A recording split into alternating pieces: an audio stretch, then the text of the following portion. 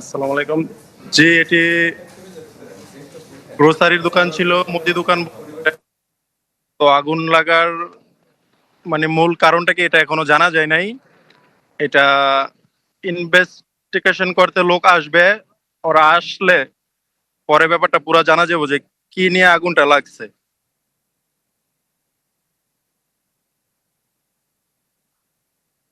ফয়সাল, তারা অধিকাংশ জনই নারায়ণগঞ্জের নাগরিক ছিলেন, তাদের সবার পরিচয় কি জানা গেছে? জি, সবার 5 জনের নাম জানা গেছে। এর ভিতরে ছিল আপন নারায়ণগঞ্জ থেকে, ছিল জহুরুল ইসলাম নারায়ণগঞ্জ থেকে, আরো এরকম 5 জনের নাম জানা গেছে।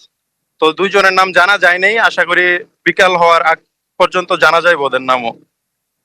এখানে যারা মারা গেছে তারা কি সবাই বাংলাদেশী নাকি এখানে অন্যান্য দেশের কর্মচারীরা কাজ করে? বাংলা কিউআর যেখানে নগদ পেমেন্ট সেখানে সারা দেশে 10 লাখেরও বেশি মার্চেন্টে নগদে পেমেন্ট করুন খুব সহজে।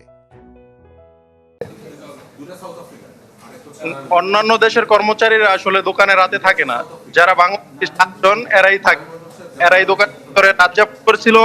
এর ভিতরে 6 জনই মারা গেছে। তো একজন আশঙ্কাজনকভাবে উদ্ধার করা হয়েছে, উনি এখন হসপিটালে আছে। আগুন নেভাতে স্থানীয় প্রশাসন বা দমকল কর্মীদের অগ্রগতি কেমন দেখেছেন? না, তারা যে সময়ে আসার কথা ছিল ওই সময় আসতে পারে নাই, ওরা এখন আসছে।